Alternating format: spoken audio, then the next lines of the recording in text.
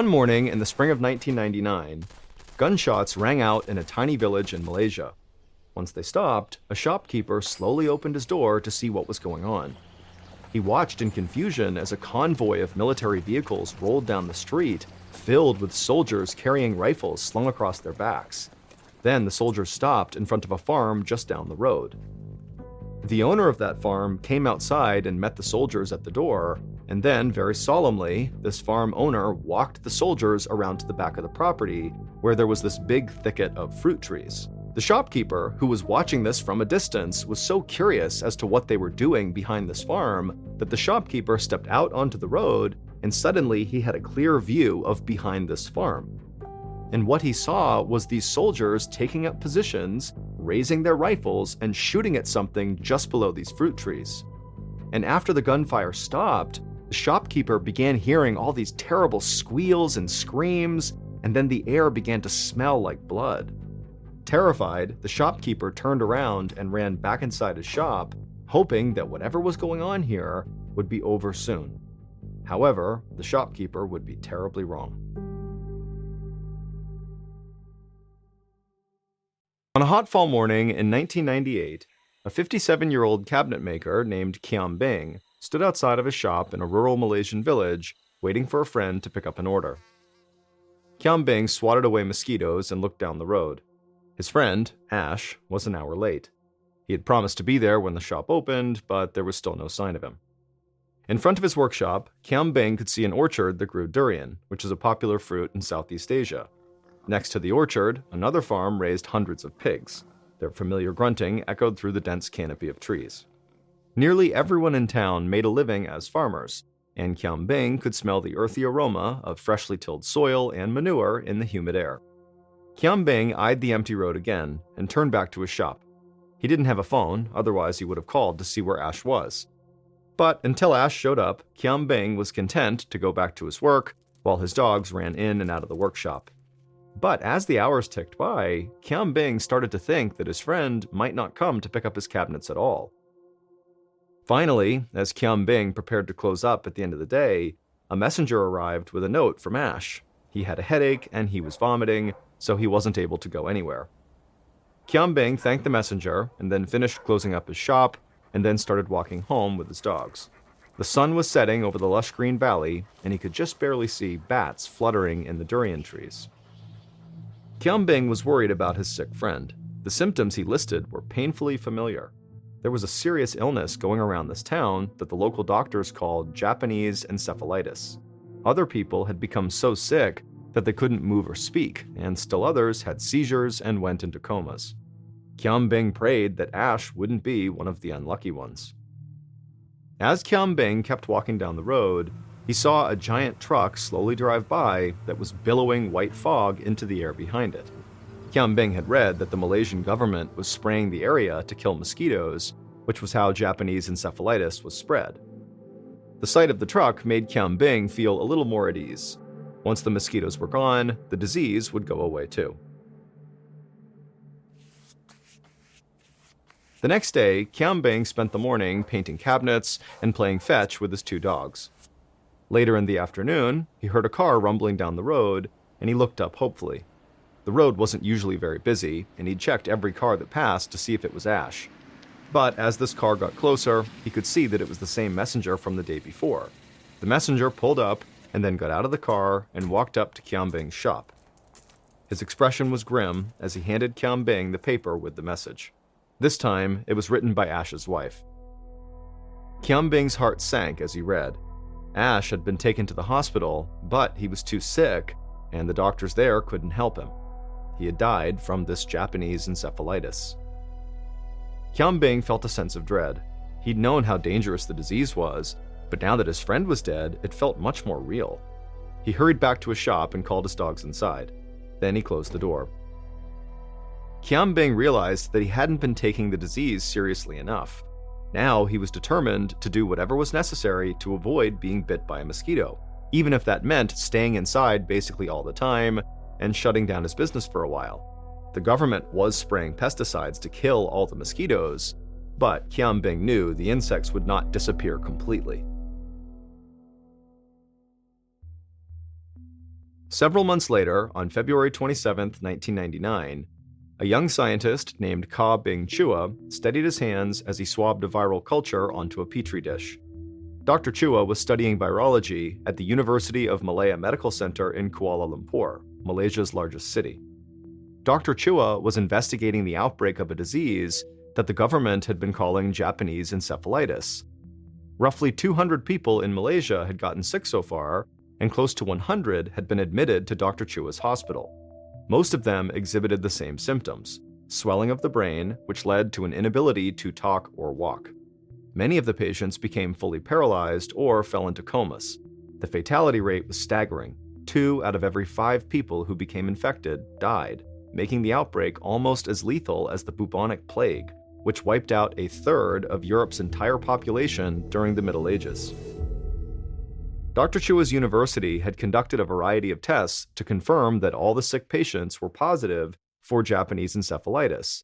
However, the results of these tests were inconclusive. There were at least a few researchers who felt they couldn't be exactly sure what was making all these people sick. However, the symptoms were highly similar to Japanese encephalitis, and there were no other known diseases in the area that could explain the outbreak.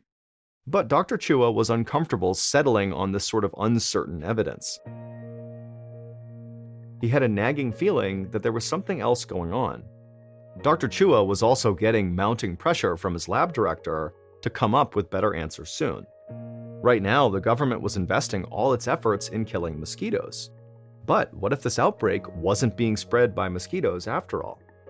One of Dr. Chua's colleagues, who had been studying the question of which people were most likely to get sick, had pointed out an interesting fact. No Muslims had been infected with this virus, even though Islam is Malaysia's leading religion. This was strange because Japanese encephalitis is transmitted through mosquito bites, and there was no reason why people of a particular religion would be immune to mosquitoes. This made Dr. Chua even more skeptical that the patients they were studying had Japanese encephalitis. So he decided to run his own tests. He was going to isolate the disease right there in his lab so he could get a better look at it. Dr. Chua hand-selected cerebrospinal fluid and serum samples from patients whose symptoms most closely resembled Japanese encephalitis. Then he put each one in a sealed dish and tucked it into an incubator that warmed it to the temperature of a human body, 98.6 degrees Fahrenheit. Then Chua waited. He hoped that the warmed-up fluid samples would create the perfect environment for the disease to show itself. If successful, Dr. Chua would eventually be able to cultivate highly concentrated and highly lethal dishes full of the disease that he could study. Nearly 1 week later, Dr. Chua pulled the cultures from the incubator. While the samples had been incubating, 5 more patients had been admitted to a nearby hospital with the same deadly symptoms. Their fluid samples were sent to Dr. Chua's department. Dr. Chua knew that every second counted. If this disease was not Japanese encephalitis, and Dr. Chua was able to identify what it really was, then doctors might be able to find a cure and save everyone who was already sick. Dr. Chua slid the samples under his microscope and then stooped down to look through the eyepiece. His experiment with the incubator had worked. The dish was jammed full of invading microbes. But when this virus was exposed to animal cells, the nature of its deadly effect was unexpected. Dr. Chua wasn't sure what he was looking at, but it definitely was not Japanese encephalitis. Dr. Chua knew he needed to show his boss, who was the head of the department at the university, right away, and so Dr. Chua sprinted out the door to find him. 20 minutes later, Dr. Chua's boss was examining the same culture under the microscope. Dr. Chua stood nearby, his stomach churning with anxiety. He knew his finding was significant, and they could save lives if they acted fast. But after a long moment, Dr. Chua's boss finally stood and just shook his head. He interpreted the results differently and didn't see enough evidence to prove that the virus was new. He argued that the virus's strange behavior could be due to normal variations in the culture, or even that the culture could be contaminated. He still believed that the results were consistent with this being Japanese encephalitis. He told Dr. Chua to throw the sample away. Dr. Chua was shocked. He knew that his experiment was not contaminated, But he also knew better than to outright challenge his superior. However, Dr. Chua knew he could not back down completely. There was too much at stake. He just needed to find the right moment to convince his boss. 4 days later, on March 9th, Dr. Chua got his chance. He was driving with his boss and 2 other colleagues returning from a meeting. The rain was coming down in sheets, and their car was inching forward in heavy traffic. It gave Dr. Chua a captive audience. Dr. Chua glanced at the men and then leaned forward in his seat, making sure he had his boss's attention. Dr. Chua cleared his throat and then quickly launched into his theory. He emphasized the virus's unique effect on animal cells and said the variation was enough to prove that they were dealing with something unknown. The disease they were fighting was caused by an entirely new virus, he said, and they needed to take action immediately. The sickness had already spread to several other Malaysian states and hopped the border into Singapore. As Dr. Chua described his findings, his colleagues' expressions showed signs of concern, but Dr. Chua's boss remained neutral. He pressed on, explaining that while he was sure they had discovered a new virus, their lab's equipment was not yet powerful enough to identify it. He argued that they really needed to send the cultures to the Centers for Disease Control and Prevention in the United States. The CDC had the right equipment, and it was in their best interest to help. This wasn't simply an outbreak affecting people in Malaysia. It had the potential to become a global pandemic with devastating consequences if they didn't control it quickly. The air in the car was thick with tension as Dr. Chua waited for his boss to react. Finally, his boss cleared his throat and spoke. Dr. Chua's theory had merit, he said, and he would think about it overnight. Then the car they were in pulled up to Dr. Chua's boss's home, and his boss climbed out and walked away in the pouring rain.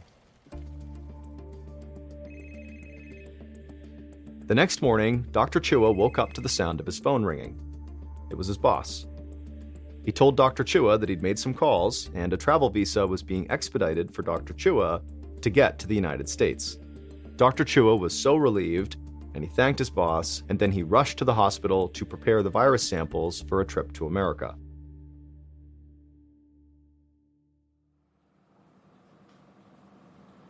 Four days later, Dr. Chua stood in the CDC's research lab in Fort Collins, Colorado. Dr. Chua peered through a powerful electron microscope at his slides. This awesome device was literally thousands of times better than anything Dr. Chua was using at magnifying samples, giving Chua a much more intimate look at his adversary. Underneath the lens of the microscope, his virus cultures revealed tiny ring-like formations covering the slide. He blinked and looked again to make sure. Now, Dr. Chua knew for certain that the scientists in Malaysia had misidentified the virus. But Dr. Chua did not feel excitement or pride that he had been right. Instead, at that moment, he felt terror. The type of virus on that slide was far deadlier than Japanese encephalitis, and it wasn't spread by mosquitoes. But, based on the virus's unique characteristics, Dr. Chua was almost positive he knew what was spreading it. He needed to report his findings immediately. Dr. Chua flagged down one of the CDC's scientists and asked for the nearest telephone. After he finished his call to his boss in Malaysia, he showed his discovery to CDC officials. They were instantly alarmed and agreed with Dr. Chua's assessment.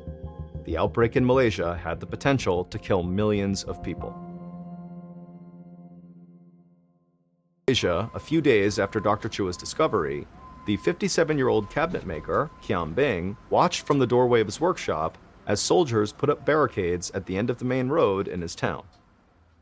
Kiam Bing was staying inside as much as possible to avoid the mosquitoes that he believed were carrying this virus. The only time he went outside was to run between his home and his shop.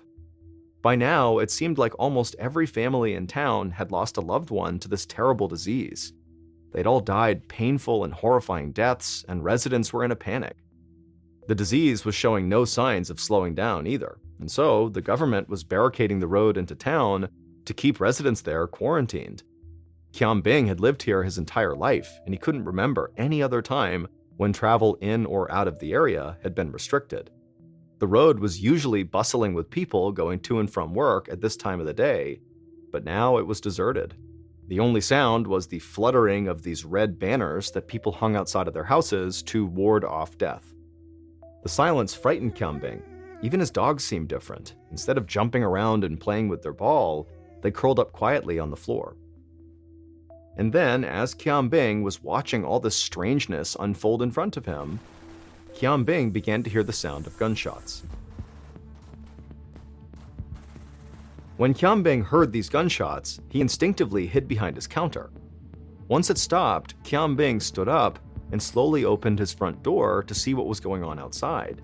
And what he saw was a group of soldiers with rifles slung across their backs, marching out from behind a farm down the road and heading towards the next one.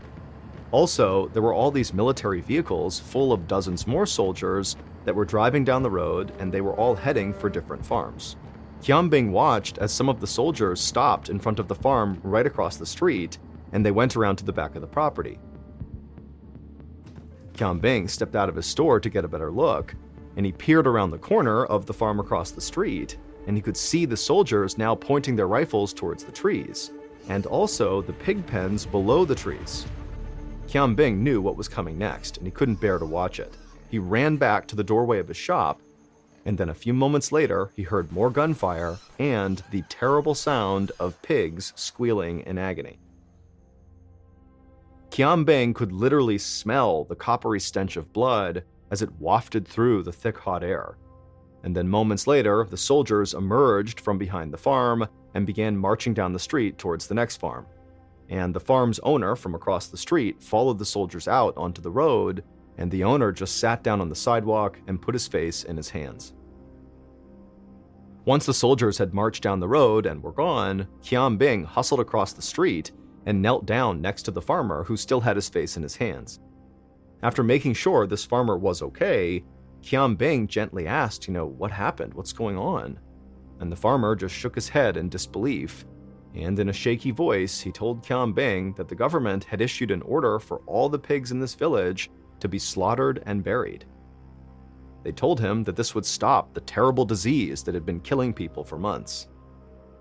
Qianbing was shocked. He remembered that the government had sprayed the town for the mosquitoes to stop the disease. Now they were saying it came from the pigs? Qianbing returned to his shop and closed the door. He smiled at his dogs, who hadn't moved since he left. Qianbing felt badly for his neighbors, but at the same time, he was grateful that the mystery of this disease seemed to be solved and that now Qianbing really was safe. It was nearly impossible to avoid all mosquitoes like Qianbing had been trying to do, but he had no reason to interact with pigs, which apparently were the reason this disease was spreading, and so Qianbing really felt like he was going to be okay. 2 days later, Qianbing woke up feeling feverish. His head was pounding and he couldn't pull himself from the bed. His skin felt like it was on fire. In a panic, he realized that he must be sick with this mysterious disease. Qianbing didn't understand how this was happening to him. He hadn't gone near any pigs. But Qianbing didn't have time to worry about that. He needed to get to a hospital. He managed to drag himself out of bed and stumbled over to a neighbor's house where he knew there was a phone. He begged the neighbor to please call him an ambulance, and then Qianbing collapsed to the ground. A few minutes later, the paramedics arrived and took Qianbing to the nearest major hospital, which was about 50 miles to the north, at the University Hospital in Kuala Lumpur. The intake nurse in the emergency room asked Qianbing to describe his symptoms and when they started, and Qianbing, who had been strapped to a gurney for the entire ambulance ride, felt his voice stick in his throat. To his horror, he couldn't respond. He tried to swallow, but it was no use. He was totally paralyzed. Qianbing could see the nurse's eyes widen in alarm. He watched, terrified, as the nurses wheeled him through the hospital, helpless as he felt his body lock around him. It didn't take long to confirm that Qianbing's sickness was indeed the same virus that Dr. Chua had identified in Colorado at the CDC research lab. But that knowledge didn't help Qianbing's doctors. Shortly after he was admitted, Qianbing fell into a vegetative state and then died.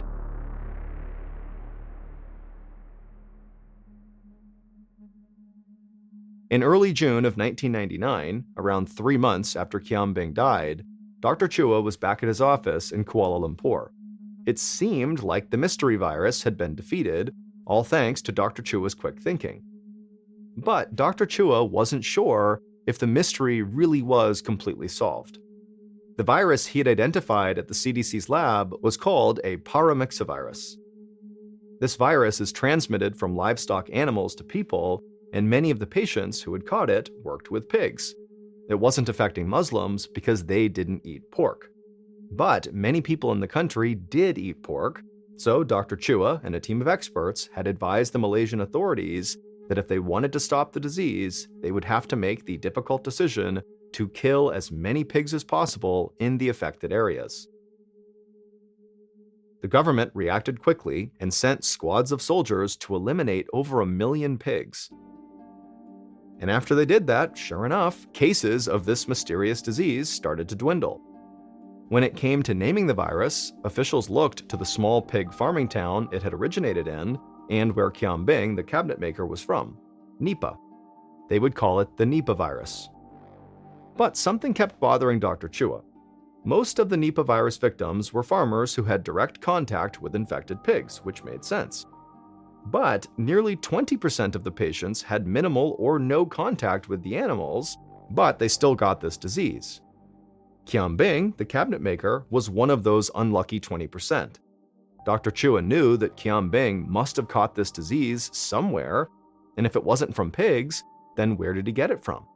Could it be that another animal was spreading the Nipah virus in addition to the pigs? Chua started to wonder if pigs really were the source of the virus or if they were just a carrier. Maybe, he thought, the true source of the virus was another creature altogether.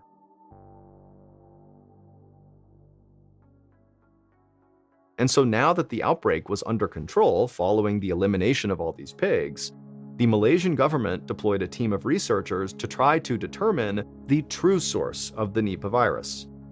As the scientists investigated, they found that the Nipah virus was closely related to another virus that had caused a small outbreak in Australia a few years earlier. At the time, researchers had been able to identify the source of the outbreak. It was fruit bats. So now, Malaysian researchers quickly zeroed in on an extraordinary type of bat called the flying fox, which lived near the village of Nipah and throughout the country. These animals, among the largest bats in the world, can have wingspans of up to 5 feet, but they're not normally harmful to humans. They mostly mind their own business, feeding on fruit trees like durian, which was one of the primary crops grown in Nipah. But when researchers captured some flying foxes for study, they found that a large number of them tested positive for Nipah virus. The virus did not seem to harm the animals at all, but the researchers suddenly realized that the bats themselves were doing enormous harm to the people all around them. The bats, not the pigs and not the mosquitoes, were the real source of this terrible disease. Here's how it worked. The bats came out at night to feed on the durian flowers, and as they did that, their droppings and urine would fall to the ground below them. When morning came, the pigs were let out of their pens, and they came into contact with the bat droppings and the bat urine that was contaminated with the Nipah virus. And so did other animals, like horses and dogs, and in turn, these animals passed it on to their owners. That's how people who did not work with pigs became infected, and that's how Kiam Bing, the cabinet maker, got the virus. At some point, his dogs must have sniffed around some durian trees and come into contact with infected droppings, and then when Kiam Bing went to play with them and the dogs licked his face, they passed the virus on to him. In the past, there had never been a Nipah virus outbreak because fruit trees like durian and the bats were far from any industrial animal farms. But as farming expanded in Malaysia, fruit orchards were planted right next to pig farms and other commercial areas, which allowed the disease to spread. The discovery that fruit bats were the real spreader of the virus allowed the researchers to truly understand how the Nipah virus operated. But it also meant that future outbreaks would be impossible to stop. The fruit bats responsible for the Nipah virus live throughout Africa, Asia, and the Pacific Islands. There's no way to effectively control their population or to stop them from eating fruit from commercial farms. So the only way to truly stop the Nipah virus is to create a vaccine for it. But scientists haven't figured out how to make one yet. In recent years, there have been more outbreaks around the world, striking fear into scientists and public health officials. The World Health Organization has labeled this virus as being a virus with catastrophic global pandemic potential. If the virus ever becomes airborne, it could be transmitted through coughs, sneezes, or contaminated surfaces. If that happens, millions of lives will be at risk. And we might not be able to do anything about it.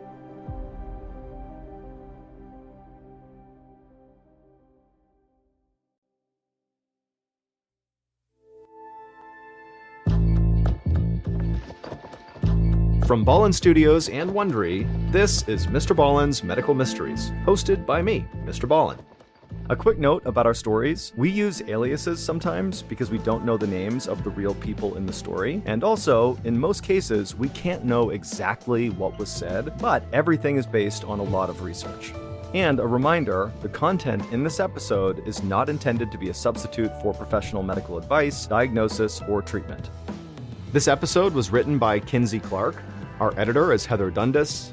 Sound design is by Ryan Potesta. Coordinating producer is Sophia Martins. Our senior producer is Alex Benedon. Our associate producers and researchers are Sarah Vitak and Teja Palakonda. Fact-checking was done by Bennett Logan.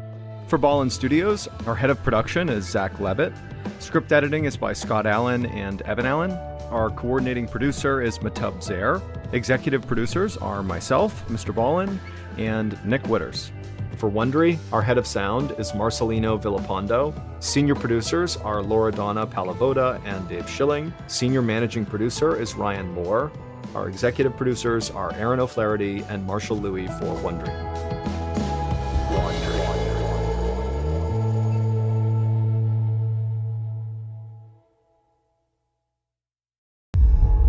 Inside a Washington State hospital in 2003, a young woman was about to give birth, and she was extremely nervous. But not just because she was going to have a baby for the first time. A court officer stood just a few feet away from her, and her eyes never left the expectant mother. And as soon as the baby was born and its umbilical cord was cut, that officer quickly took a vial of the mother and child's blood and then immediately raced out of the room.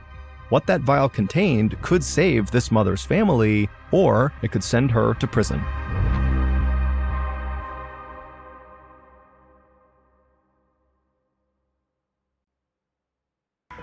On a cold gray morning in December of 2002, 26-year-old Lydia Fairchild stepped out of her modest apartment in Richland, Washington. Her thick reddish-brown hair was tied back in a ponytail, and there were dark circles under her blue eyes. Lydia had not slept much the night before because there was a lot on her mind. She and her longtime boyfriend, Jamie Townsend, had just broken up again. Their relationship had been through many ups and downs over the last several years. They loved each other, but lately, they just couldn't seem to get along, and so they had finally decided to just end things. It was a tough situation, especially because they shared 2 kids, a 2-year-old boy and a 1-year-old girl. And things had become even more complicated because Lydia had recently found out that she was pregnant again. Lydia walked off the front steps and headed to her car, trying her best to ignore her overflowing mailbox. She didn't need to look at what was in her mailbox to know it was a whole bunch of bills that were all past due. The bills were another reminder of how challenging life had become lately. She was newly single, pregnant, and also unemployed. While Richland, Washington was a comfortable and safe place to call home, trying to find a job there had been a struggle for Lydia, and her savings were now running low. But she did have one thing she was counting on to keep her going. Several weeks ago, she'd applied for welfare benefits, and this morning, she finally got a phone call about her application. Lydia thought everything had been approved, but the person who called her said there was a problem and she would have to come down to the office to talk about it. And so that was where she was going this morning. So Lydia got into her car and she drove to the social services department a few miles away. Meanwhile, the social worker who had called Lydia waited for her in his office. Sitting next to him was his colleague, a woman dressed in a conservative dark blue suit. Neither of them said very much. They were too focused on studying Lydia's case file. The two of them had seen hundreds of welfare applications over the past few years, but never one like Lydia's, and so they were very curious to see what she would have to say.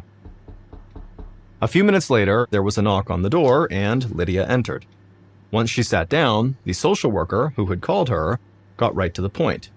There was a problem with the DNA tests that Lydia and her kids had submitted in order to receive these welfare benefits. The results showed that Lydia was not actually the children's mother.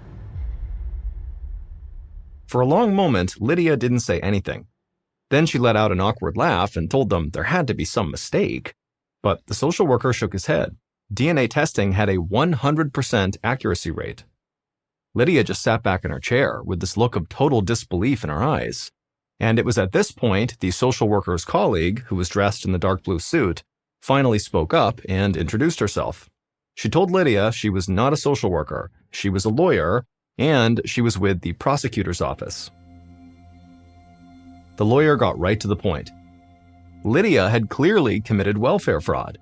She had claimed children that were not hers as dependents on her welfare application, and this was a serious crime. And so the lawyer asked Lydia point blank if she was trying to pass these kids off as her own in order to collect a higher welfare payment. And Lydia said no, of course not. Then the lawyer suggested that Lydia must have stolen someone's identity, but Lydia immediately pulled out her driver's license, which had her name on it and all of the information she had included on her application, and Lydia promised the license was real. Lydia insisted that her kids were her natural-born children. She claimed she even had proof since she had their birth certificates and the baby's footprints from the hospital.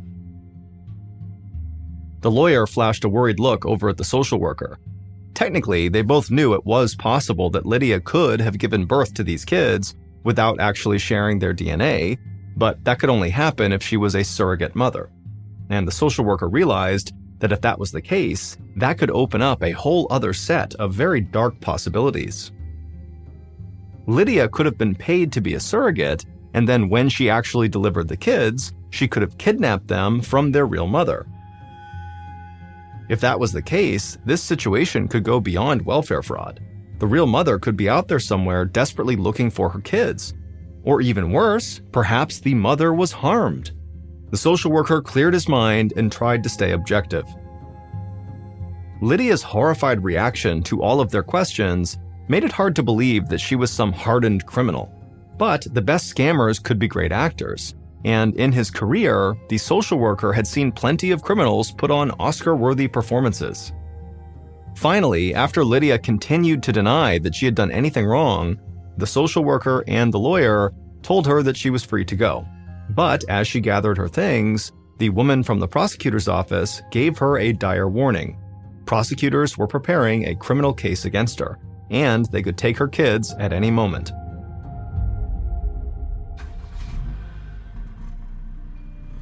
Lydia's hands were shaking as she drove home from the interview. She didn't know what to think. All she knew was that she had to get home and figure out what to do next. Lydia rushed through the front door of her apartment and called her mother, Carol. Carol tried her best to calm Lydia down, reminding her that the stress would not be good for her current pregnancy. Lydia promised she would try to relax, and admittedly, it did make her feel better just to talk to her mom. After they hung up, Lydia took a deep, calming breath and then started looking for evidence that could help prove her side of the story. She dug up the children's medical records and birth certificates. She grabbed photos of her with the babies. Then she set it all aside to present to the prosecutor. She was sure it would convince the authorities that she really was the real mother.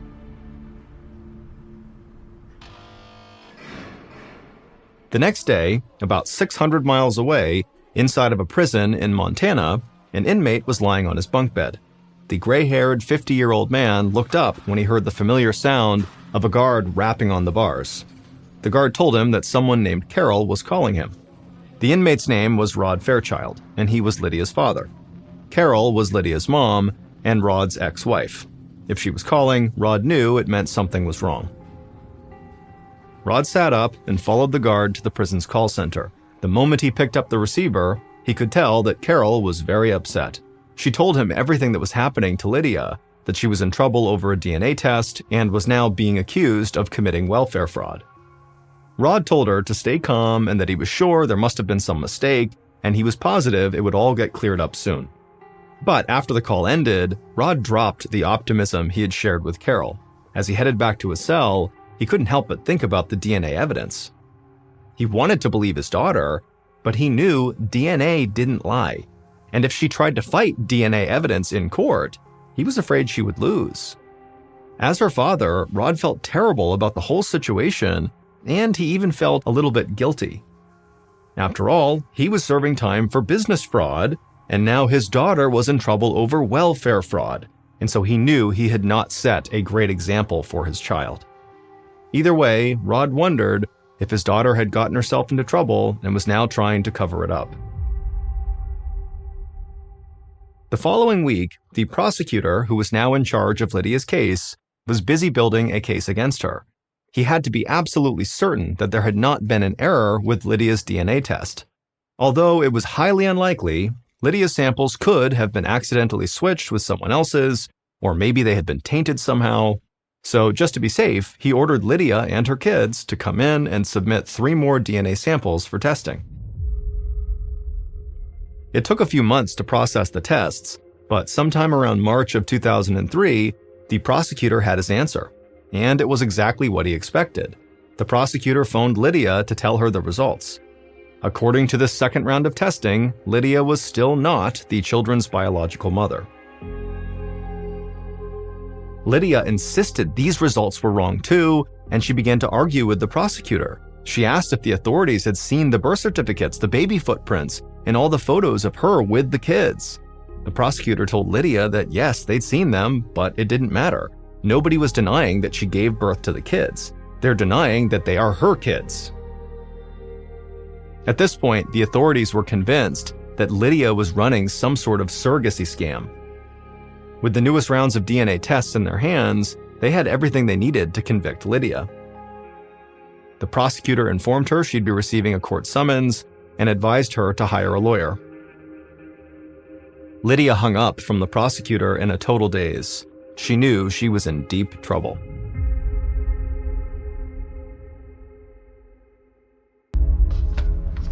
Lydia didn't have any time to waste, so she pulled out a phone book and started going through the yellow pages looking for family law attorneys. She explained her situation to each one, but they all said the same thing. There was no sense in fighting DNA evidence, and so none of the lawyers she contacted would agree to represent her. They knew they would lose. By the end of April, when Lydia was 8 months pregnant, she was a total nervous wreck and basically wasn't eating. She had to borrow money since she never got her welfare benefits, and she couldn't get a job because of all the legal trouble she was in. Her first hearing was in a few weeks, on May 16, 2003, and somehow she'd have to argue her case in front of a judge without a lawyer.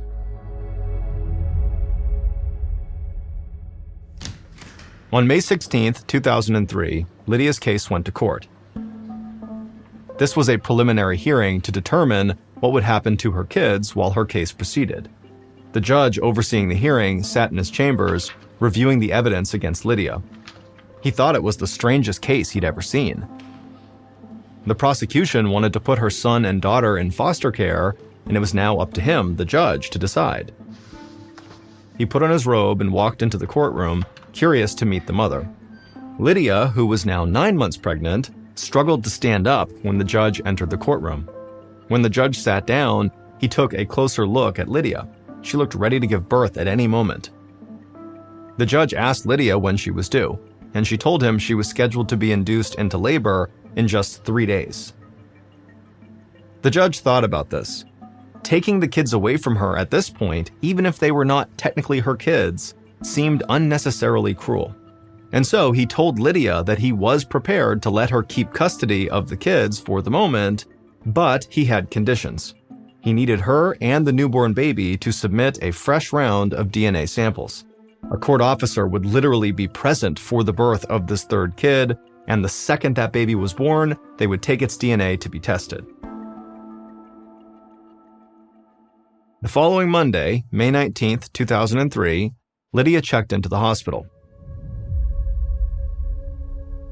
She was induced into labor, and sure enough, the court officer who was in the room witnessed her give birth to a baby boy, who Lydia named Jamie II after her former boyfriend and the father of the baby. As nurses huddled around the newborn, the court officer tapped a lab technician on the shoulder. Before Lydia could hold little Jamie for the first time, the tech drew a vial of blood from the baby. He handed the vial to the court officer, who promptly turned and headed for the door. Before the officer left the room, she looked back for a moment.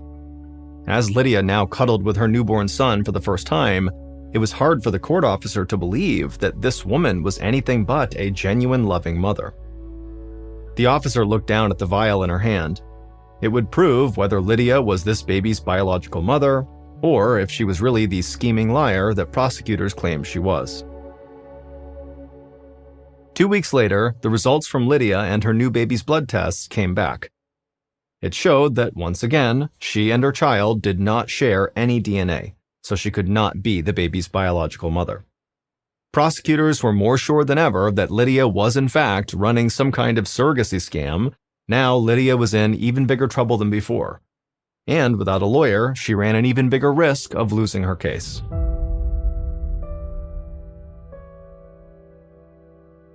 Just a few days after Lydia's newest DNA results came back showing she was not the biological mother of her newest baby, a 41-year-old attorney named Alan Tyndall sat down at his cluttered desk with his morning coffee. He had a stack of paperwork that he was not looking forward to doing that day, so when his secretary patched through a potential client, he was happy to take the call.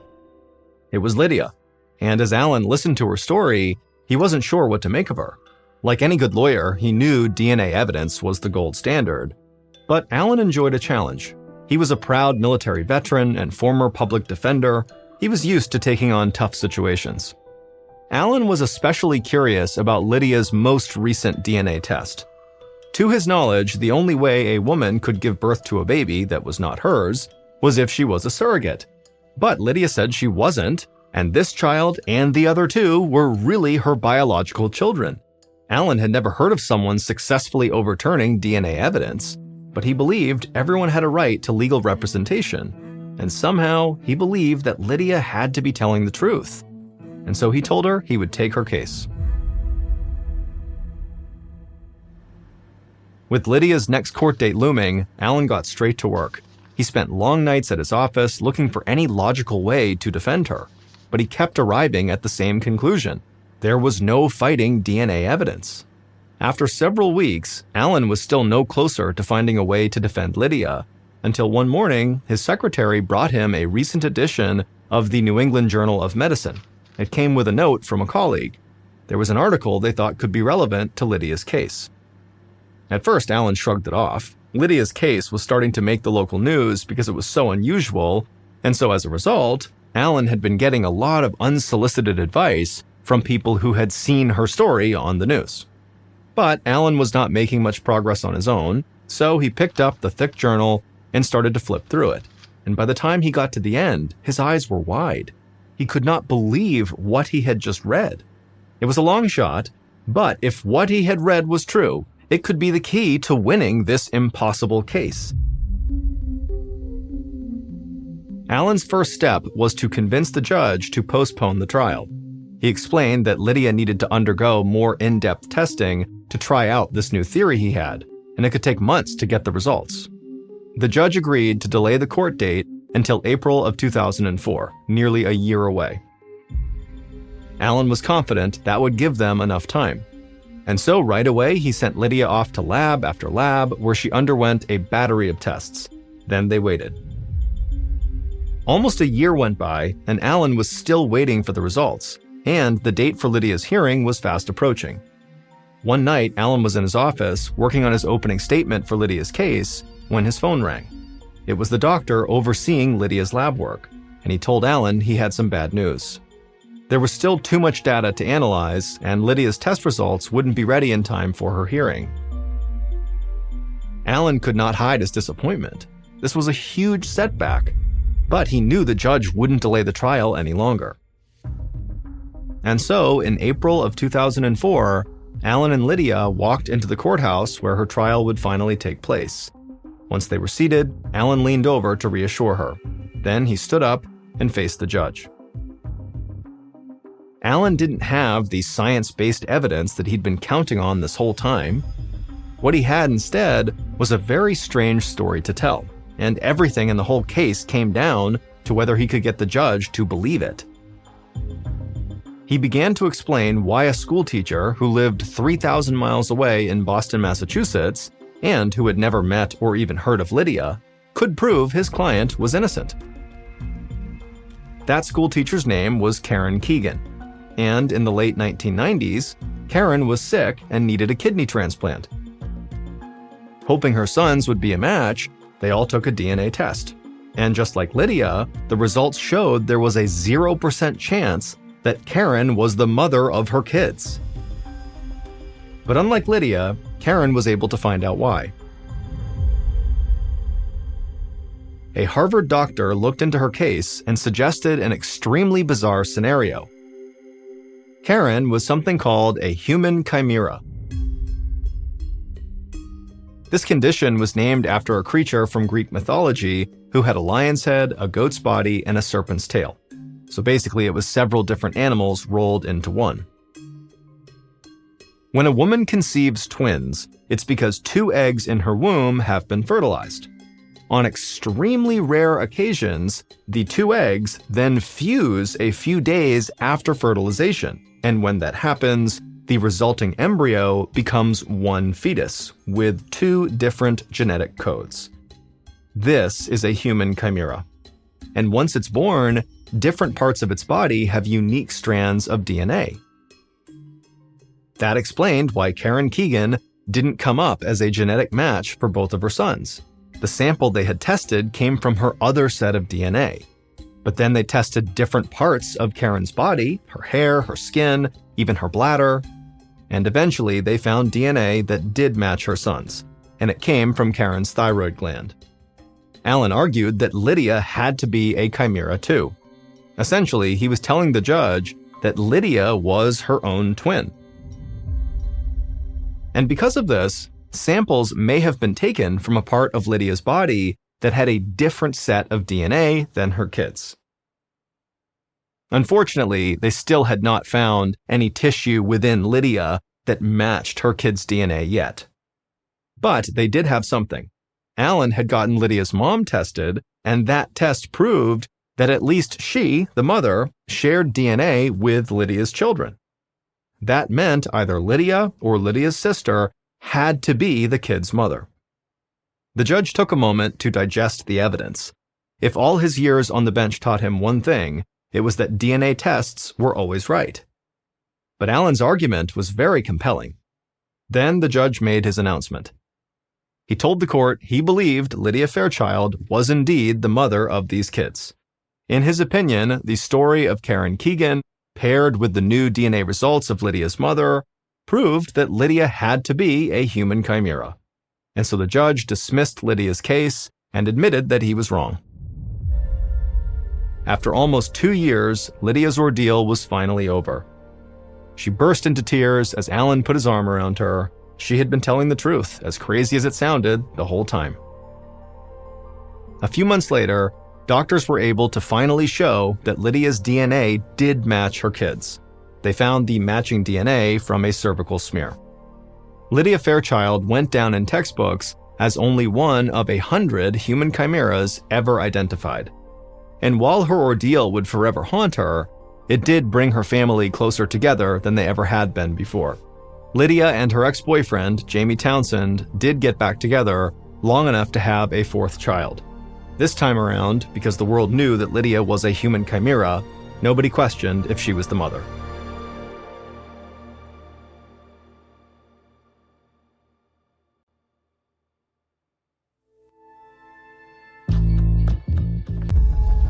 In November of 2007, a scientist stood on the edge of a 50-foot wide crater in the Peruvian high desert.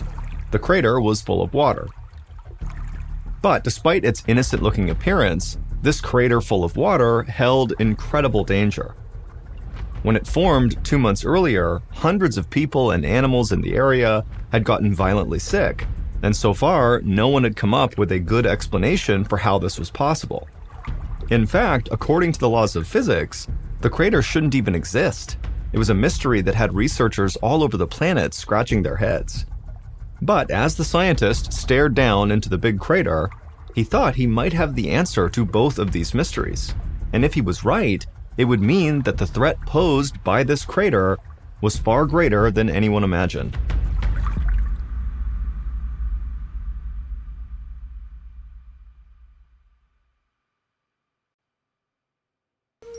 It was a chilly morning on September 15th, 2007. A sheep farmer named Gregorio Yaruri sat on his porch, sipping a mug of coffee and looking at the distant mountain peaks that surrounded his hometown of Carancas, a small village in southern Peru. It was silent except for the sheep bleating in the pasture. Then Gregorio heard a low sound, like a hum. At first, the noise was faint, and it sounded like it was coming from miles away. Then the hum grew louder, and the coffee in his mug started to vibrate. A moment later, pebbles on the ground surrounding his porch began to shake as the hum turned into a roar. Alarmed, Gregorio set down his mug and leaped down into the yard. He looked around, trying to figure out if the noise was human-made or maybe an earthquake. He covered his ears as the hum roared to a deafening scream. Then he spotted something small and orange streaking through the sky. An instant later, a sonic boom whipped across the valley, shattering a window in Gregorio's house. He was thrown onto his back and he rolled a few times before steadying himself in the dirt. Noises began to erupt all across the plain. Gregorio could hear dogs howling and shouts coming from some of the neighboring farms. Gregorio was bracing himself for something else to happen, but the sky above him was bright blue again. So he stood up, feeling totally shell-shocked, as he brushed the dust from his pants. He scanned the horizon for some clue as to what had caused this explosion. In the distance, he could see a plume of thick black smoke rising 100 feet into the air. At first, Gregorio was filled with dread. Then, a sense of determination swelled up inside of him. He needed to know what had just fallen from the sky. He ran for the bicycle he kept leaning up against the side of his house. He brushed the glass shards from his broken window off the seat, and then he hopped on and he set his feet on the pedals and took off towards the tower of smoke.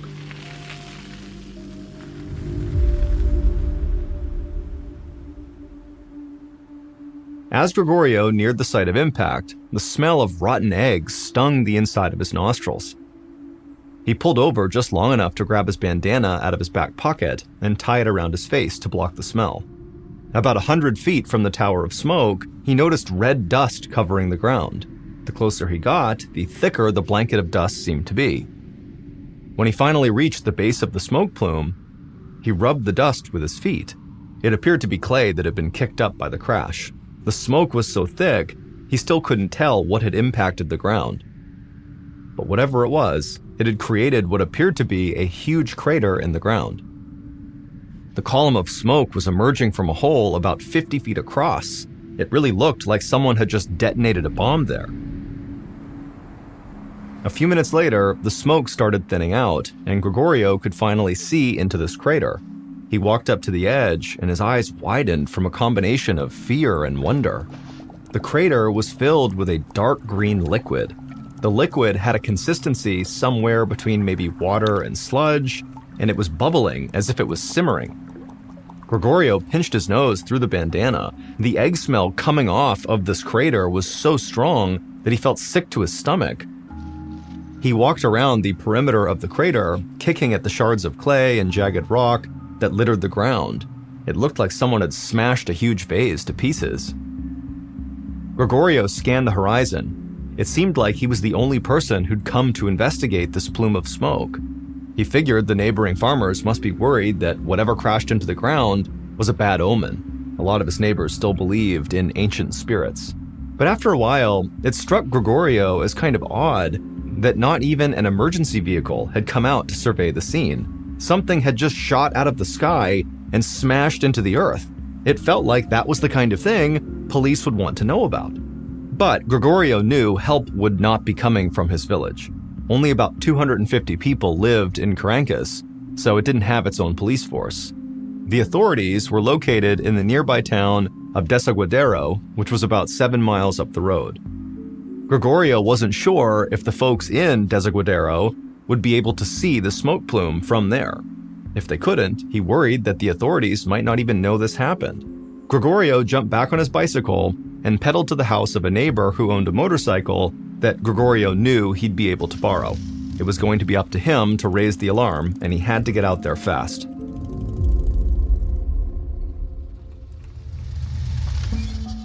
About 20 minutes later, Gregorio parked his borrowed motorcycle in front of the police station in Desaguadero and then walked inside. He was greeted by a tired-looking receptionist with the phone pressed to her ear. It seemed like she'd been talking to people for hours. 3 deputies were talking loudly about an airstrike. It took a minute for Gregorio to realize what was going on.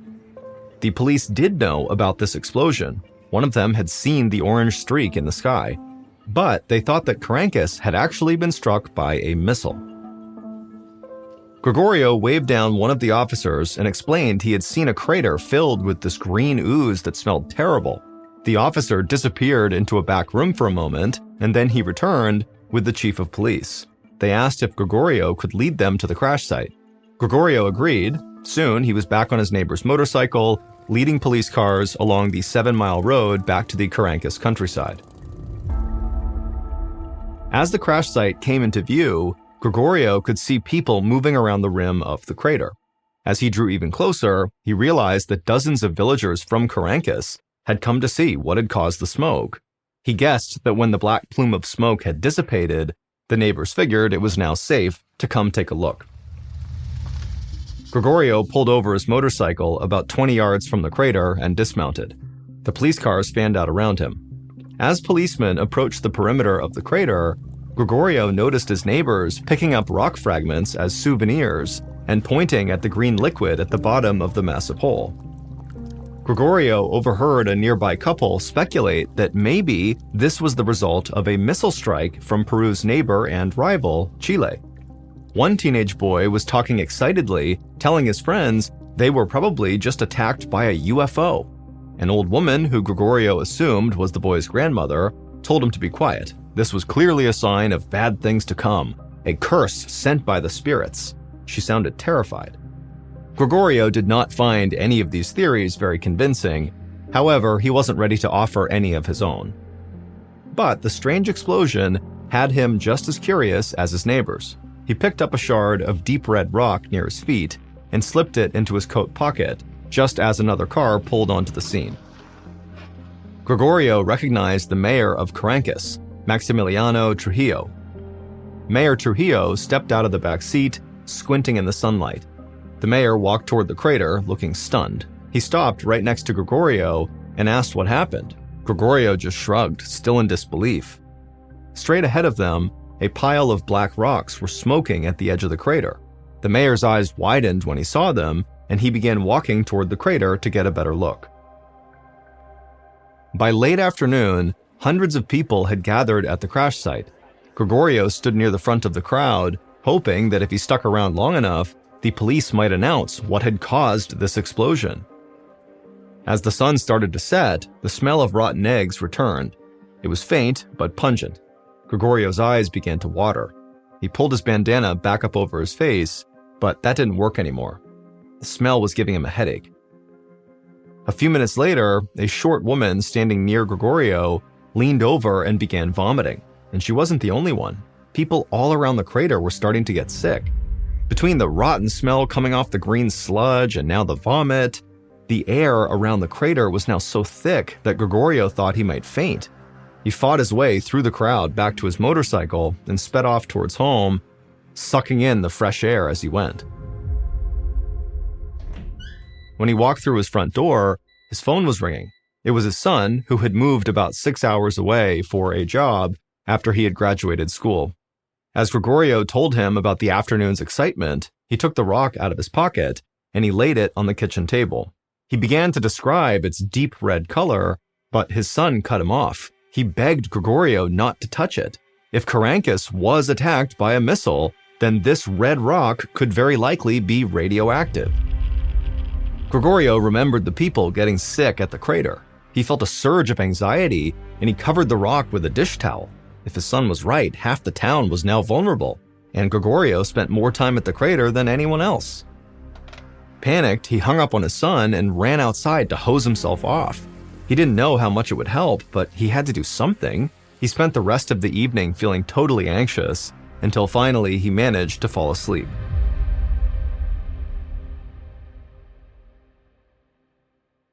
The next morning, Gregorio woke up with the sun as usual. He still felt a bit queasy, but no worse than the night before. He breathed a big sigh of relief, because he figured that radiation poisoning would have made him feel a lot sicker by now, and so probably he was in the clear. As the sunrise turned the sky a vivid pink, Gregorio walked out of his house towards the sheep pen. He grabbed tufts of hay and dried grass and scattered them on the ground, and the sheep came running over to graze. Gregorio watched until one of the sheep picked its head up and ambled away. Then he noticed something unusual. There were dark splotches on the hay right where the sheep's head had been. It took Gregorio a moment to realize what he was looking at. He walked over and grabbed the sheep that had ambled off, and he lifted its head up, and blood was trickling out of its nose. Then he looked at the ground. Another splotch of blood stained the hay beneath his feet. As he walked the length of the pen, he found drops of blood spattered all over the ground. Gregorio rushed inside and called his vet, expecting to leave a voicemail since it was still early, but to his surprise, the vet actually picked up. He sounded wide awake, like he'd already been up for hours. He said that he'd been getting calls all morning. Livestock across Caracas were getting sick. The vet promised to make Gregorio's farm his next stop. Gregorio thanked him and hung up. He had no idea what kind of sickness had emerged from that crater, but it seemed like it could be deadly. A few days after the crash, Mayor Trujillo walked between rooms at a health clinic. Every exam table had been turned into a makeshift hospital bed. More than 200 people who visited the crash site had flooded the hospital in Desaguadero. They were all sick with migraine headaches, and they were vomiting. The hospital got so overwhelmed with patients, they diverted people to smaller health clinics throughout the city, which were now acting as satellite operations. Mayor Trujillo had called the Red Cross to help administer care in these satellite clinics, but now even the clinics were completely full. The smell inside the packed clinic was terrible. People were retching and crying. To the mayor, it felt like he was walking through a war zone. Thankfully, he'd received confirmation that morning from the authorities in Lima, the capital of Peru, that Caracas had not been attacked by a missile. In fact, scientists said that the crater had been caused by a meteorite. Mayor Trujillo was relieved that they were not under attack, but a mystery remained. Nobody knew why people were now getting sick.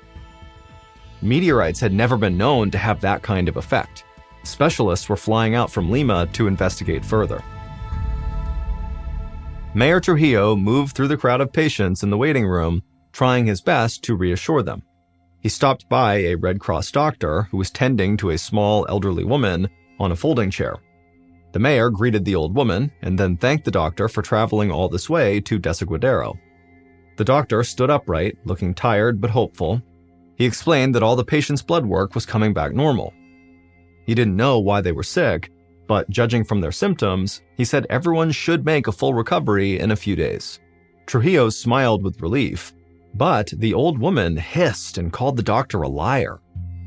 Many of the patients around her nodded in agreement, eyeing the doctor like he was in on some big conspiracy. He heard them muttering about evil spirits causing this disaster. Trujillo knew that many villagers believed the meteorite was a curse from the ancient spirits, and because of that, many had refused to listen to the Red Cross doctors and aid workers. To Trujillo, this was the problem with people of the Caracas region. Outsiders never came to the area, so many of the villagers didn't trust them. Trujillo knew that Caracas was not cursed. He just needed to find a way to get his people to listen. Then an idea struck. Maybe he could get them to believe the science with the help of someone who could appease the spirits. Trujillo left the health clinic, climbed into his car, and drove the 7 miles to Caracas. The small village, nestled in the shadows of snow-capped mountains, was eerily quiet and deserted. As the mayor slowly drove through the narrow and winding streets, he could see people peering out their windows. Normally, they'd come outside to wave hello, but now it seemed like they were terrified of leaving their homes. A few minutes later, Trujillo pulled up to a small adobe house with a thatched roof. It belonged to the local shaman, a man the mayor had long respected for his wisdom. Everybody in town trusted the shaman, and Trujillo hoped he could bring some calm to the community. Trujillo stepped out of his car, and he was pleased to see that the shaman came out of his house to greet him. Trujillo explained the situation to the shaman, and the shaman nodded thoughtfully, and he agreed that the meteorite was not a curse, although it had disrupted balance in the land. And so he said he was happy to do his part to restore the natural order of things. Trujillo smiled and shook the shaman's hand. He promised he'd be in touch soon, and then Mayor Trujillo headed back to his car. With the shaman's help, he was sure he could get the townspeople to listen to him and restore order in the town. Meanwhile, thousands of miles away in Montreal, Canada, a professor named Peter Schultz was standing in line at a coffee shop scrolling through the news app on his phone. He taught Earth, Environmental, and Planetary Sciences at Brown University in Rhode Island, but he was in Montreal for a conference on craters made by meteorites and other space objects. He was fascinated by the articles about the meteorite strike in southern Peru, and not just because he found meteorites in general interesting. This one stuck out because it made no sense. The reports said that Carancas was struck by a chondrite meteorite, the most common type of meteorite, but also the most fragile. A chondrite meteorite is a type of rock that comes from asteroids. They're made up of small grains of minerals that have not been melted or changed much since they formed billions of years ago. Chondrites are so porous that they crack and burn up in Earth's atmosphere before they can hit the ground. To Peter, it seemed impossible that one of these chondrite meteorites could hit the Earth with enough force to create this massive crater. Stranger still, he had read that more than 200 people who visited the crash site had ended up in the hospital.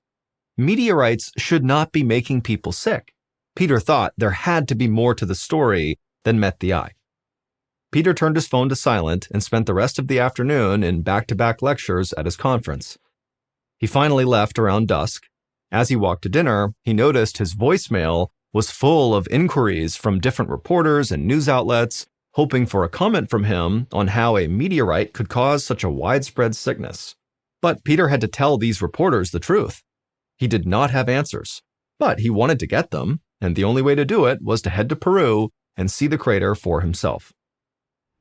A few days later, Mayor Trujillo stood in the very crowded community center in Desaguadero. He had needed a huge space to hold this town hall meeting, and Carancas didn't really have a building that could accommodate this size crowd. Even this community center was packed with almost every single person from Carancas in attendance. The mayor shivered, but not because he was cold. He knew that the government scientists had discovered something that would have a profound impact on everyone in this area, and not just for those who had gotten sick at the crater. As Trujillo stood there waiting, he spotted Gregorio Ururi sitting in the back. He was grateful to him for his role in alerting the authorities, and was happy to see that Gregorio looked healthy. In fact, most of the locals who'd gotten sick were starting to feel better. But Trujillo knew if they didn't listen to the scientists, then things could get worse again. Trujillo had invited two guests to this meeting. One was the local shaman, and the other was a geologist named Luisa Macedo. She was one of the scientists flown in by the government. The mayor made his way to the front of the crowd and called for silence. He had to choose his words carefully to avoid panicking those who believed that Carancas was actually cursed. He cleared his throat and announced that, yes, something had fallen from the sky, but it had been a meteorite from outer space. Before anyone could argue with him, he called the shaman over to join him and asked if he could prepare a sacrifice. It needed to be something that would appease the spirits in case they were the ones who sent the meteorite crashing to Earth. The shaman nodded.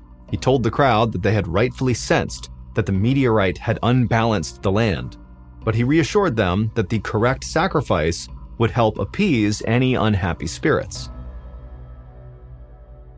He promised he would sacrifice a llama fetus at the crater as soon as possible, which should be enough to restore harmony to the area. Several of the older women present smiled, but Mayor Trujillo was still tense. Now came the hard part, getting them to accept the scientists' findings without panicking. He introduced Luisa, the government geologist. The hall erupted in whispers. Trujillo told the villagers to calm down, that Luisa was from southern Peru just like they were. That's why he'd asked her to speak. Everyone seemed to accept this, since a regional scientist seemed a little more trustworthy. The crowd settled down a bit, and then Luisa smiled and she held up a large cardboard chart she'd made showing data on the local water table. Trujillo held his breath, worried she was making things more complicated. Instead, the crowd pushed in to get a better look at what she had. Luisa explained that she and her team weren't totally sure what was making so many people and livestock sick, but they had a strong theory. The day that she and her team had arrived in town, they'd gone to the crash site and collected samples from different parts of the area.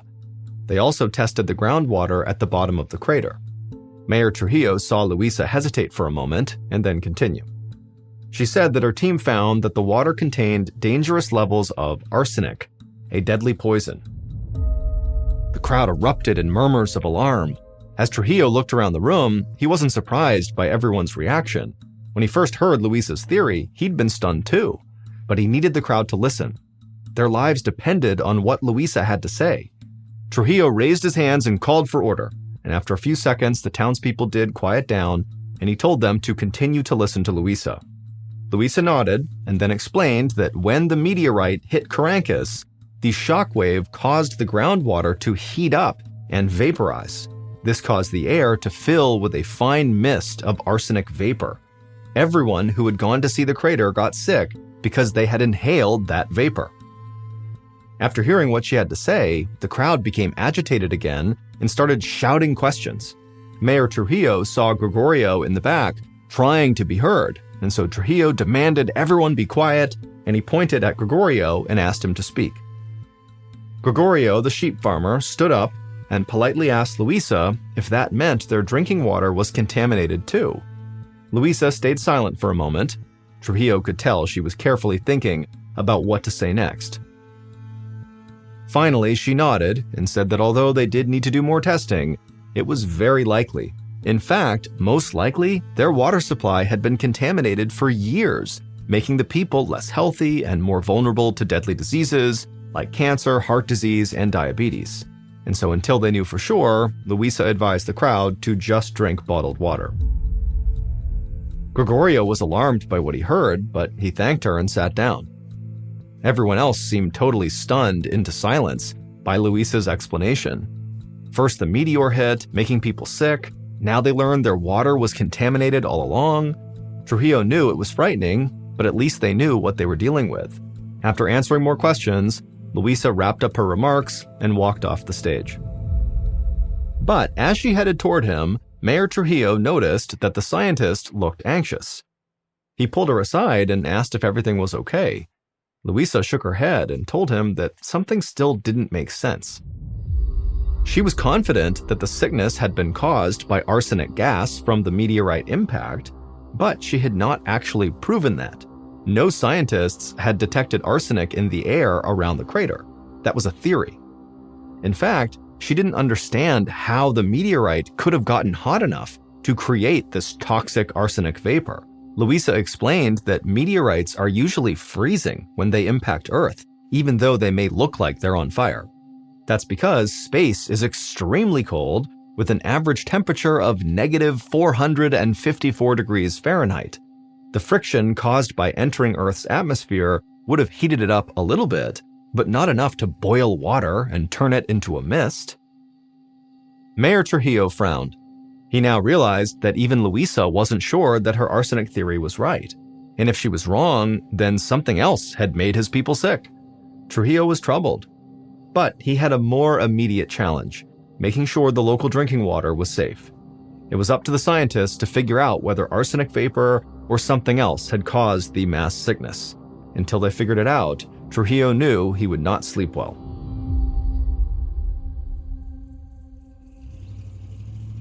A little over 2 months later, in December of 2007, Professor Peter Schultz arrived in Caracas to investigate the crash site. On a dry and sunny day, he drove through the winding roads of the rugged countryside, until he reached the crater. Even though the rainy season had nearly filled it with water, he was struck by how massive it was. Peter had heard about Luisa Macedo's discovery of arsenic in the water. There was no debate that there was arsenic in the water itself, but so far, nobody had been able to explain how, or even if, arsenic got into the air. Until that was proven, there was still the possibility that some other chemical from the meteorite's impact had made everyone sick. If that was the case, the people of Carancas could still be in danger. Peter was determined to find the answer and make sure these people were safe. And over the next few weeks, he was able to slowly form a theory that connected all the dots. Usually, when chondrite meteorites shoot through the Earth's atmosphere, their fragile makeup causes them to shatter into hundreds of tiny pieces, which turn to ash long before they ever reach the Earth's surface. And that's what should have happened with this meteorite. Peter concluded that the Carancas meteorite survived its passage through the atmosphere because of its high speed and shallow entry angle. He believed that these factors, along with the heat from the Earth's atmosphere, caused the outer layers of the meteorite to melt and fuse back together. That made it dense enough to make it through the atmosphere, where it became superheated and unleashed the arsenic vapor once it hit the ground. All this meant that the people of Carancas were safe.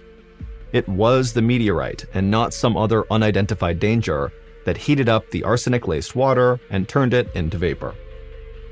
Thankfully, the damage caused by the meteorite's impact was not permanent. All the people who'd gotten sick, including Gregorio Yaruri, made a full recovery, and so did all the animals. Thanks to the research of Luisa Macedo and the other scientists, arsenic was detected in the drinking water, and nonprofit organizations have installed measures to make it safer. Even though the water is cleaner and the arsenic gas is long gone, the people of Carancas will always remember when, in a way, they were attacked by a UFO.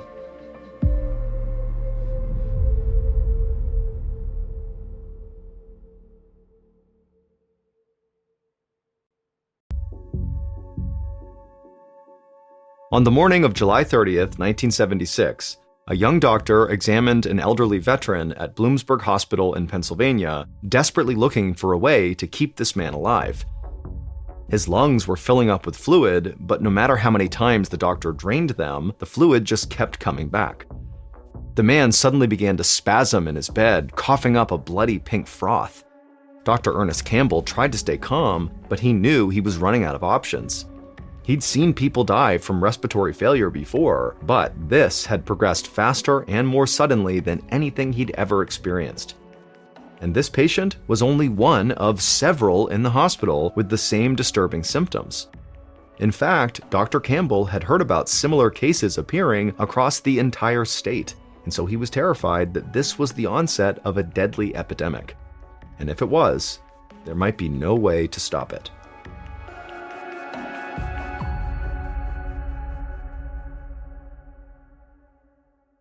The temperature was closing in on a hot 90 degrees Fahrenheit in Philadelphia, Pennsylvania, as Ray Brennan pulled open the heavy glass door of the Bellevue Stratford Hotel on July 21st, 1976. But the heat outside was the last thing on Ray's mind. He was just excited to be here at the Pennsylvania Convention of the American Legion, the nation's biggest veterans group. Ray, a retired Air Force captain, was now back among his people. Ray was 61 years old, and he had never married, but in some ways, he was married to the Air Force. His career spanned more than 2 decades, from the eve of World War II until 1960, when heart troubles forced him to retire. He never saw combat, but he helped save lives by running hospitals for wounded airmen in the Korean War. Ray walked a little taller when he was at these conventions. He knew that to an outsider, this gathering of more than 4,000 Legionnaires might look like a bunch of older men and women with graying hair, a lot of them wearing uniforms that didn't fit quite as well as they used to. But Ray knew that the people in the huge marble lobby in front of him were the everyday heroes who had risked their lives serving their country from World War II to the Vietnam War. And Ray was one of them. To all these veterans, he was Captain Ray Brennan, bookkeeper for American Legion Post Number 42 in Towanda, Pennsylvania. As Ray straightened his shoulders and began his first round of handshakes with old friends, he felt a twinge of regret. Ray knew that if he had not had that second heart attack in 1960, he'd still be on active military duty until mandatory retirement at 64 years old. Still trim and fit, Ray was sure he still had what it took to wear the uniform. But Ray gave himself a shake to snap out of it. He knew he had a good life. Even his years out of the military were not so bad. A passionate seashell collector, Ray had been asked by the Smithsonian Institution to help organize the National Shell Collection. He even got a seashell named after him. And anyway, Ray had been looking forward to this convention for months, and now that he was actually here, he didn't want to waste time regretting the past. For the next 3 days, Ray had a great time, telling stories, listening to speeches, and catching up with people he loved over dinner and drinks. Then, on July 24th, he made the 180-mile drive back home to Towanda, a town of 3,000 people near the New York border. 2 days after he had returned from the convention, Ray was sitting in his kitchen, still talking about the convention to his sister, Maisie Travis, when suddenly, Ray stopped talking mid-sentence and clutched his chest. He had this shooting pain that felt almost like it was burning, and it left Ray breathless and struggling to keep from falling out of his chair. His sister, Maisie, dropped her newspaper and grabbed her brother by the arm to steady him, and she said she would call Ray's doctor right away. But Ray really didn't want the help. He was terrified of having another heart attack, but this pain, it just felt different. It felt like his heart was just racing. He was sure it would just pass. Shuffling slowly into the living room, Ray collapsed into his favorite armchair, and he told his sister that he was just worn out from all the socializing and eating too much rich food and staying up too late swapping war stories, and that he really just needed to close his eyes and let this thing pass. And before long, Ray fell asleep. But when he woke up from his nap, Maisie could tell that Ray was worse, not better. His face was pale and it was getting harder for him to breathe. By the afternoon, he was literally gasping for breath, which really frightened Maisie. So Maisie sat down next to him in his armchair and insisted that he go to a hospital. Ray still hated the idea, but his breathing was getting so labored that he was getting scared too, and so he reluctantly agreed. They slowly walked out to her car, and then after getting inside, Maisie drove him to a hospital in the next town over. When they arrived, a nurse immediately placed an oxygen mask over Ray's nose and mouth. Then she took his temperature and saw that he was running a fever of 102 degrees Fahrenheit. The nurse helped Ray onto a gurney and wheeled him into the emergency room for more tests, which would include chest x-rays. Ray felt grateful that he could just lie down. A little while later, Maisie stood at Ray's bedside and held his hand as an emergency room doctor walked in with a very concerned look on his face. The x-ray they had taken showed that Ray had a dangerous buildup of fluid in his lungs. That's why Ray was gasping for breath. The doctor asked Maisie to please step out for a moment, and then once she had, the doctor told Ray that he was going to drain the fluid in his lungs himself. The doctor helped Ray sit up and lowered his gown to expose his ribcage, and then the doctor grabbed a long hollow needle from a nearby instrument tray. Ray winced in pain as the doctor inserted that long needle between Ray's ribs and into the space around his lungs. And then soon, the doctor was using that needle to suction out some of the fluid, relieving the pressure Ray was feeling. And for a few minutes after this procedure, Ray breathed a lot easier. But it didn't last. Within a half hour, Ray was gasping again and spitting up pinkish foam from deep inside of his lungs. The doctor drained the fluid again and again, but each time the liquid came right back. The doctor had never seen anything like it. It was almost like Ray was drowning in his own fluids.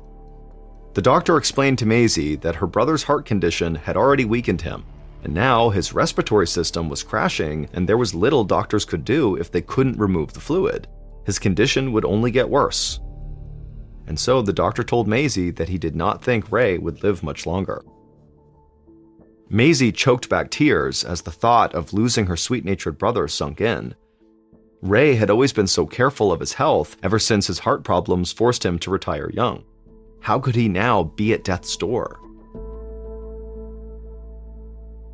Less than a week later, and 80 miles away, Dr. Ernest Campbell stood in an examination room in Bloomsburg Hospital.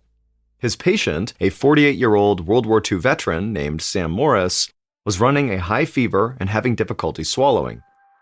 Dr. Campbell feared that Sam might have typhoid fever, a brutal and extremely rare disease that often comes from swallowing sewage-contaminated water. Campbell had seen a lot of this disease when he was working for the Peace Corps in Kenya, but it was almost unheard of in the United States. The doctor asked Sam what he'd been doing prior to getting sick, and Sam would say that he had attended a convention in Philadelphia, and while he was there, he suffered a terrible headache and decided to come home early. As he spoke, Sam mentioned that 2 other veterans who'd attended the same convention had also been admitted to Bloomsburg Hospital. In fact, he'd seen one of them being wheeled past his room. Maybe they should be checked out too, Sam suggested. Dr. Campbell paused for a moment, wondering if there might be a link between the 3 men's illnesses. After he finished examining Sam, the doctor looked up the other 2 veterans. He found that they all had very similar symptoms, and one of the men, an 82-year-old widower named Bill Baird, was even sicker than Sam. It was all but impossible for all 3 men to have typhoid fever. Campbell knew something else, maybe something doctors had never even seen before, was preying on these men.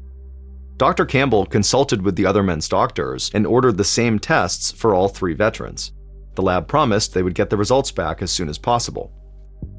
But before the results came back, the elderly veteran, Bill, got worse. No matter what Dr. Campbell tried, Bill's lungs kept filling up with bloody foam.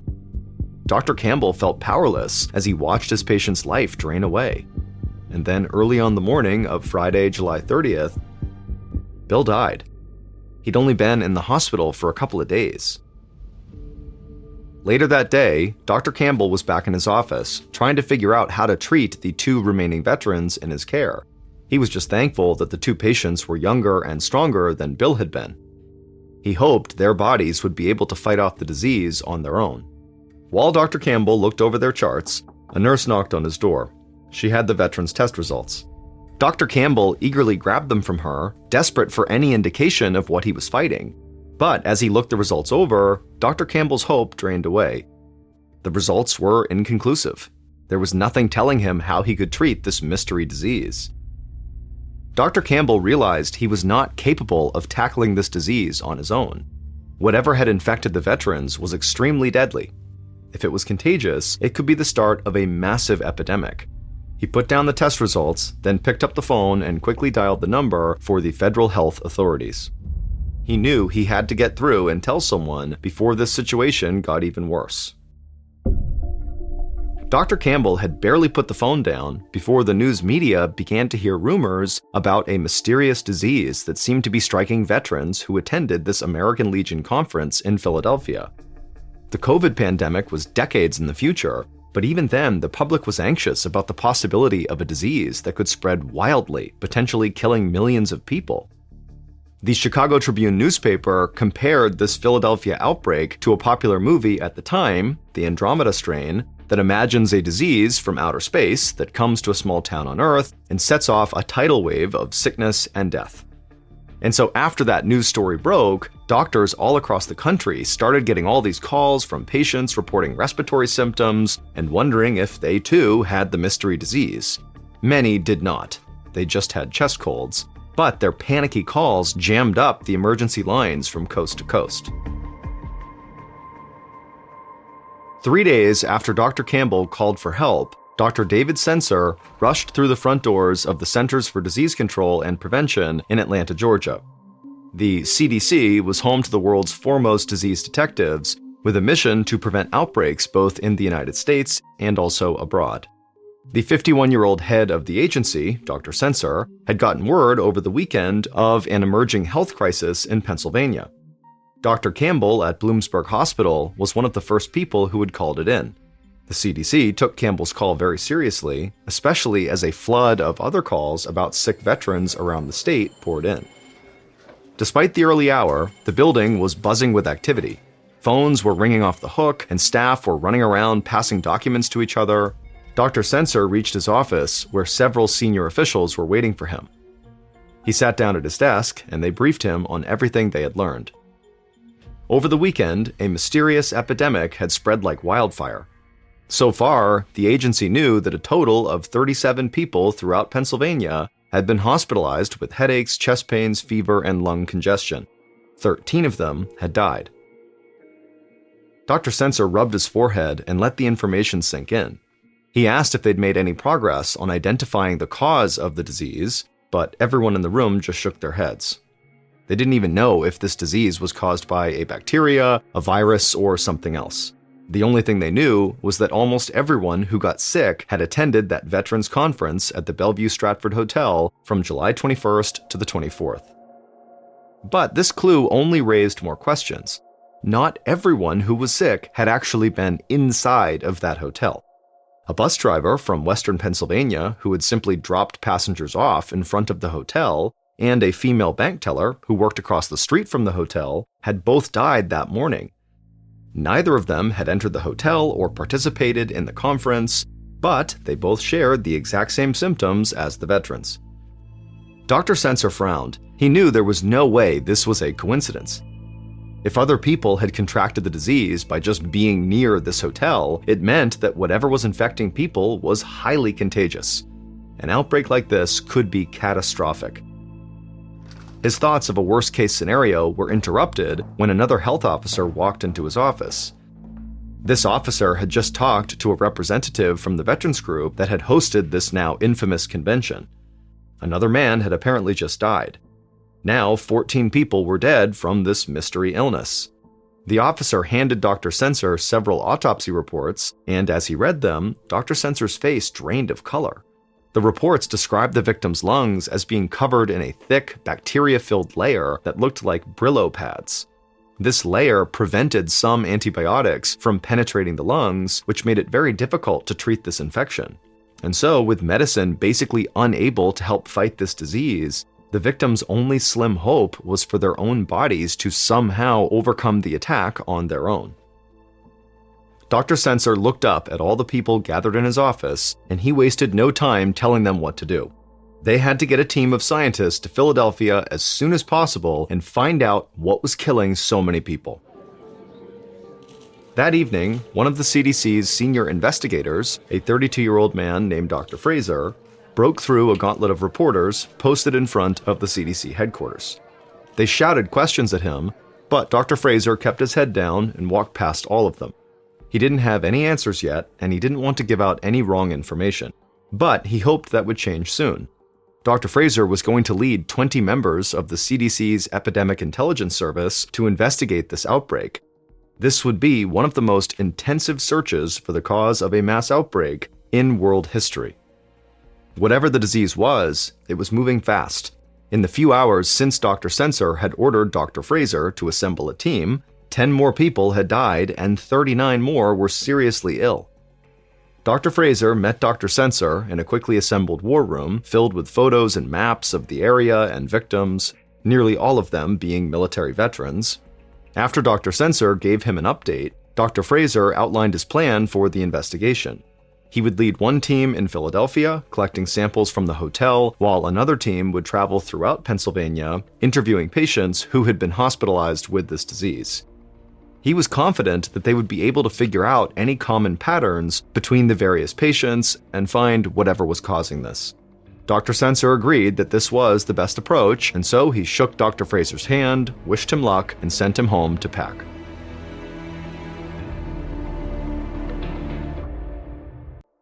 The next day, Dr. Fraser and his team of investigators wore gloves and protective masks as they entered the grand lobby of the Bellevue Stratford Hotel. Just 2 weeks earlier, it had been packed with veterans and their families. Today, it was nearly empty, except for a few startled-looking staff members. Dr. Fraser figured that nobody wanted to stay at this hotel until the cause of the outbreak was identified.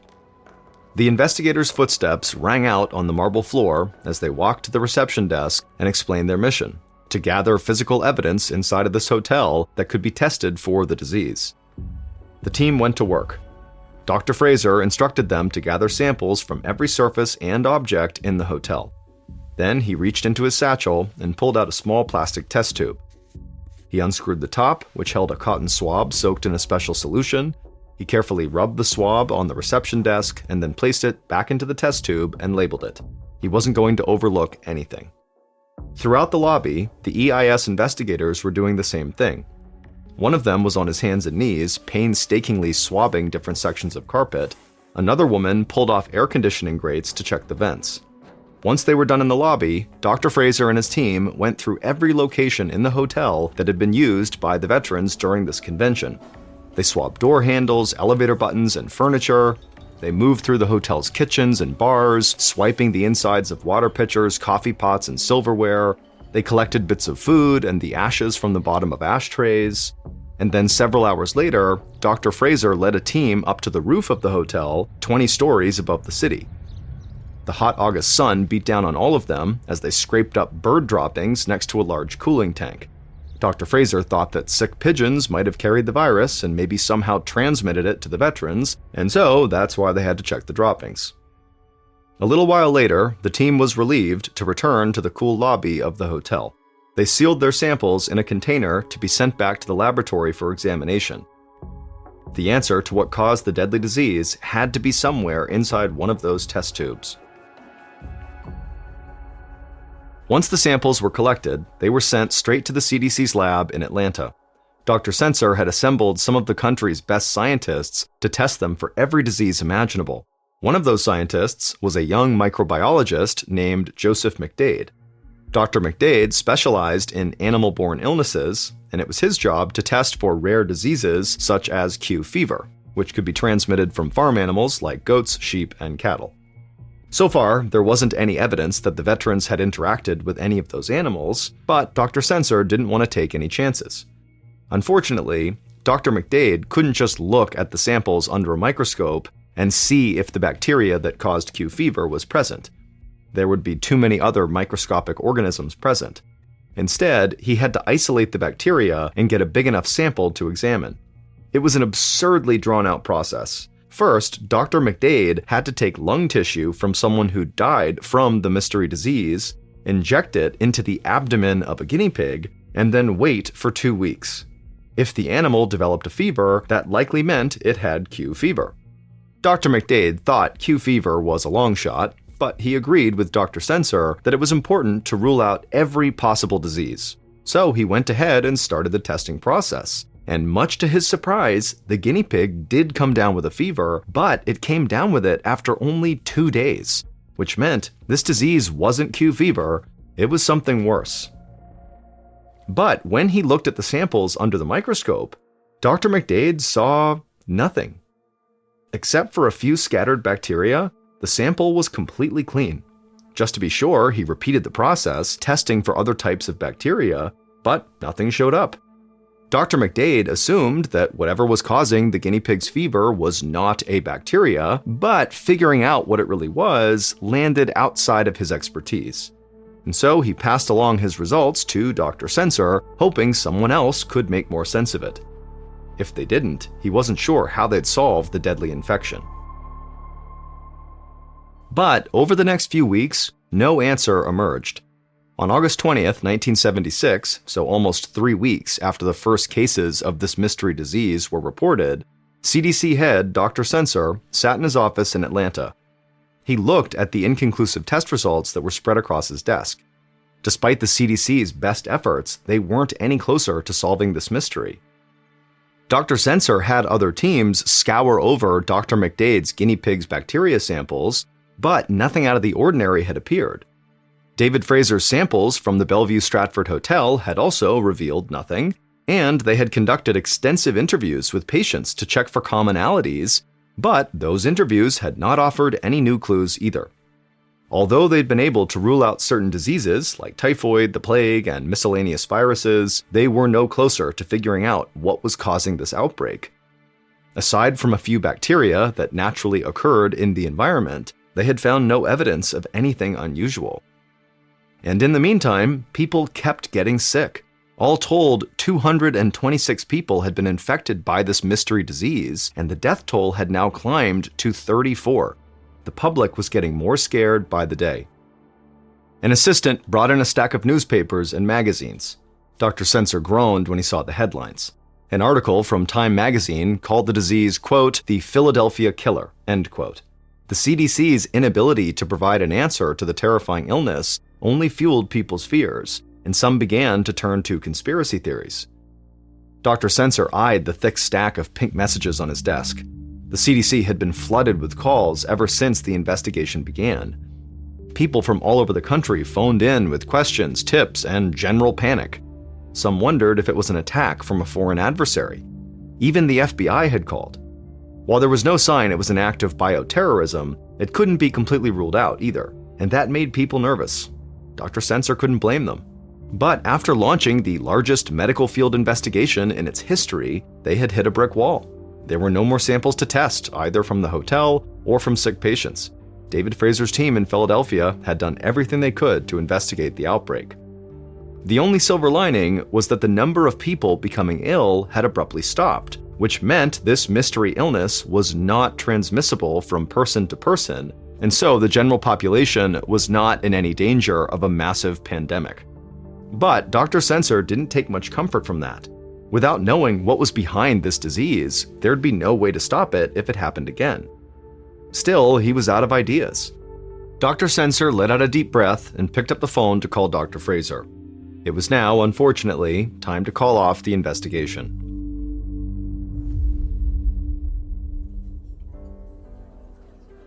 Five months later, in December of 1976, Joseph McDade, the microbiologist who had conducted the Q fever tests, poured himself a drink at a holiday party in Atlanta. Dr. McDade was ready for the year to end.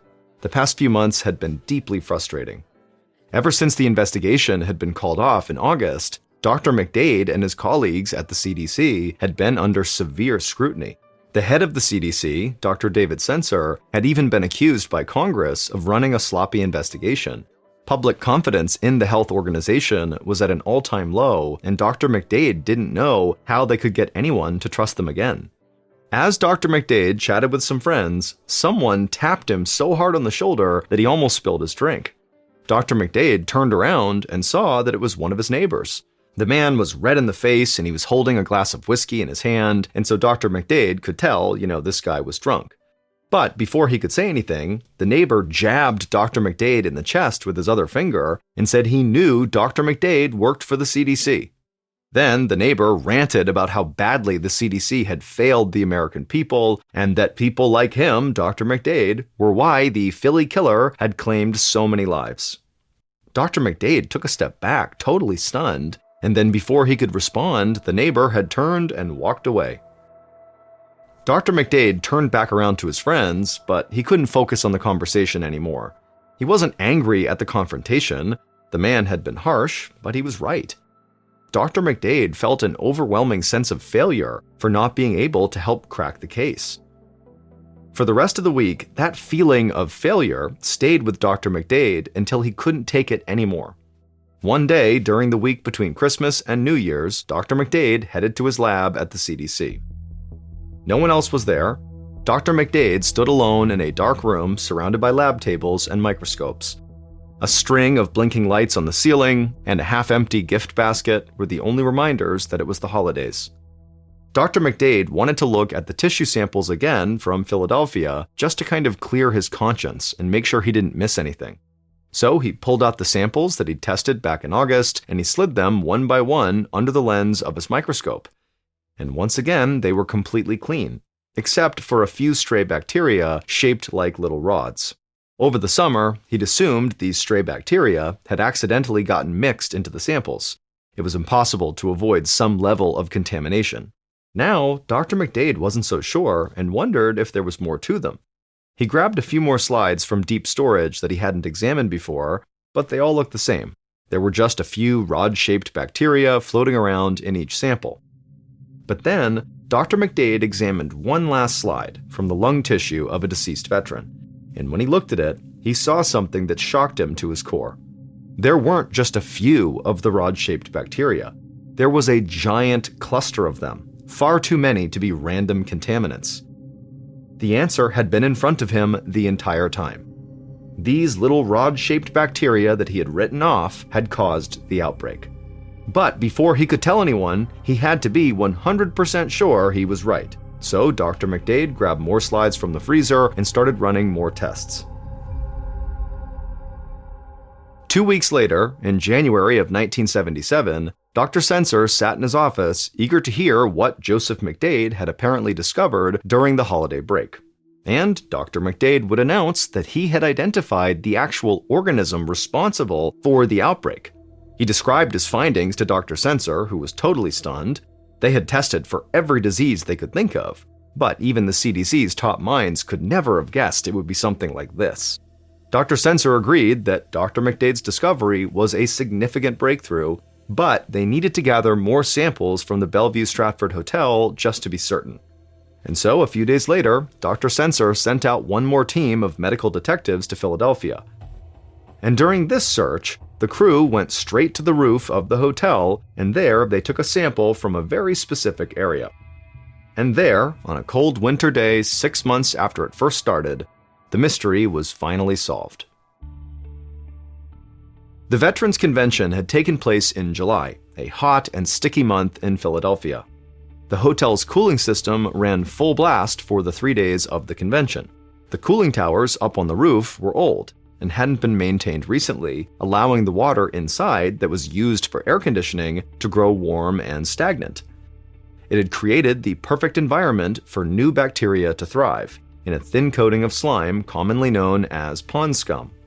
Normally, the bacteria in pond scum doesn't make people sick, because people don't inhale it. That's why you can usually swim in lakes, ponds, and other freshwater sources without coming down with this particular deadly disease. It's only deadly if it becomes aerosolized, which means being turned into a spray. And in the summer of 1976, that's exactly what happened. When the hotel's air conditioning system kicked on, the bacteria, which had grown in the cooling tower's warm water, was transported down through the system's pipes. It was then sprayed out as cooled air all over the thousands of veterans inside the hotel. Everyone who inhaled the air at the convention was breathing in bacteria-ridden water droplets. That included people like the bus driver and bank teller who had both died. They hadn't even gone into the hotel, but they had been exposed to the infected mist that had come off the cooling tower and fell onto the sidewalk below. Not everyone who inhaled the mist got sick, including most of the hotel's employees and other guests. This was likely because they were younger or did not have any other health risks that made them more susceptible to this bacteria. Now, nobody knew about this deadly mist because right after the convention, the air conditioning filters at the hotel had been cleaned. That's why the team of EIS investigators didn't find bacteria when they scoured the hotel for samples. But after Joseph McDade's discovery, they finally tested the cooling tank's interior, which had been missed before when they were doing all those samples. In the slime coating on the inside of the tower, they found the deadly bacteria that Dr. McDade had originally seen under his microscope.